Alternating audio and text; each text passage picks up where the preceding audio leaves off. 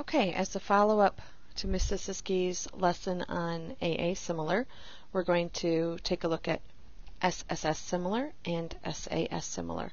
And of course, those sound familiar because we did SSS and SAS for congruent triangles. Now we're going to take a look at it for similar triangles. So we're going to start just by getting the theorem in our notes.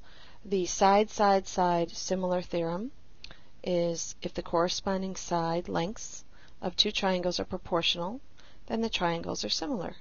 So it's kind of the reverse. On one video I talked to you about how if you have similar triangles, that means all the angles have the same measure, all the corresponding angles have the same measure, and all the side lengths are proportional, meaning their ratios are equal.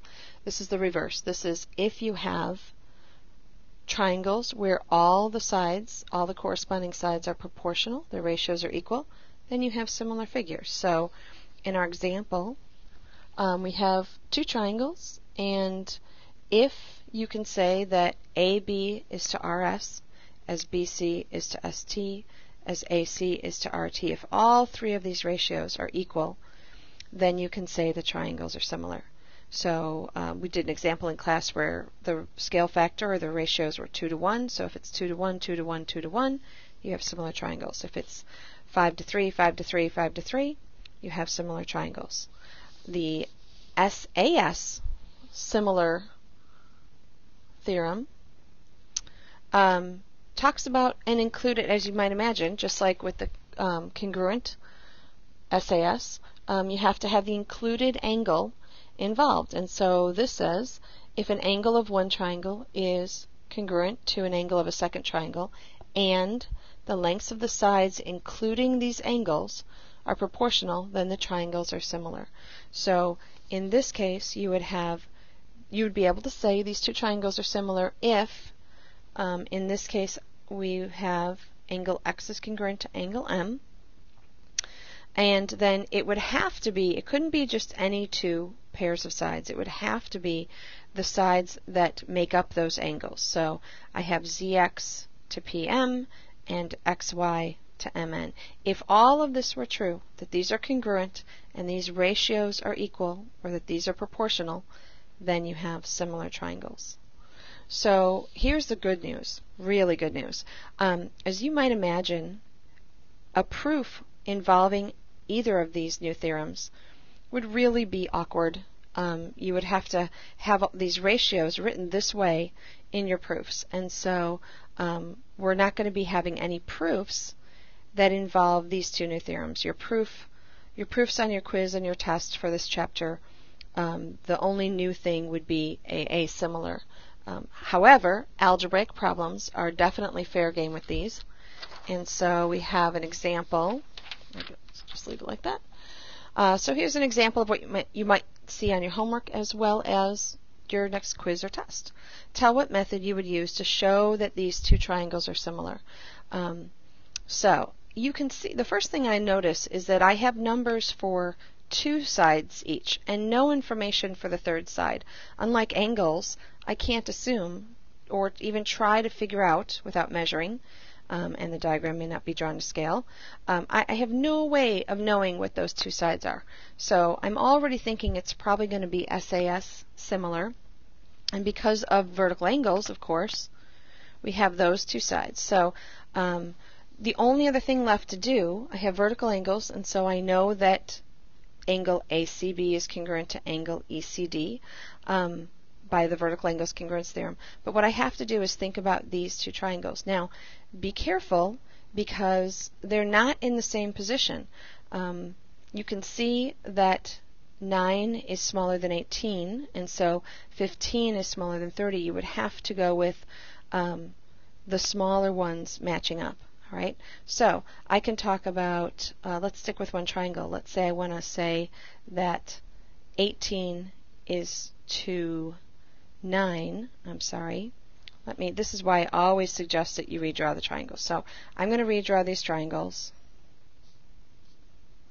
Okay, that looks a little equilateral. It's not meant to be. Let's take the first one, ABC. Okay, and there's my angle that's equal to that. And then I'm going to draw a bigger one over here. Now C is going to have to be in the same position. So I know that. And let's see, AB is the information we don't know. AC is the 18. And BC is the 9. So I need to make sure that this is the shorter side here. So I'm going to go 15 here. So that means this is E. And this should be the 30. Of course, the only thing left here is D. So now that I have these triangles, and again, I have to use the sides that make up the angle, I can say that 18 is to 30 as 9 is to 15. Let's see if that's true. Is 18 to 30 the same as 9 is to 15? Question mark. So let's see. If I divide by 6, I'm going to get 3/5, 3 to 5. And if I divide by 3, I'm going to get 3 to 5. So there we go. We have our proof. We know that these two triangles are similar by SAS similar. Probably a good idea to also say that angle ACB is congruent to angle DCE. So I've proven here that the two sides that surround the angle, okay, it's the included angle, just like when we did congruent SAS, the two sides that surround them are proportional. Their ratios are equal to the, along with the angle and the included angle being congruent. All right, our last one, our last example. Another type of problem that you might see is explain why. They're telling you that the triangles are similar, but you have to kind of prove why that is.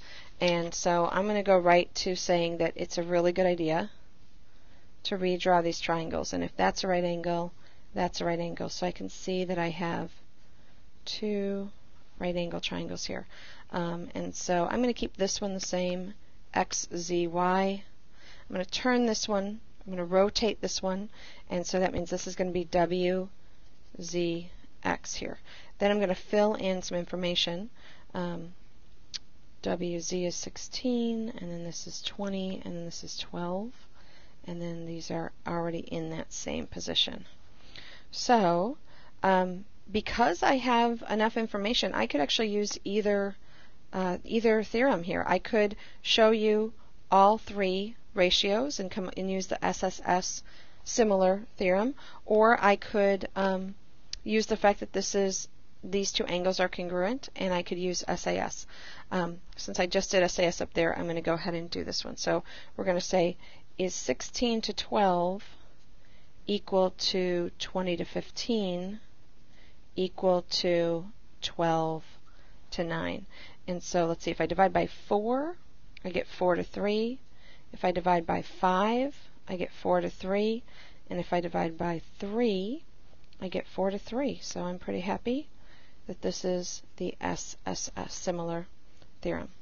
All right.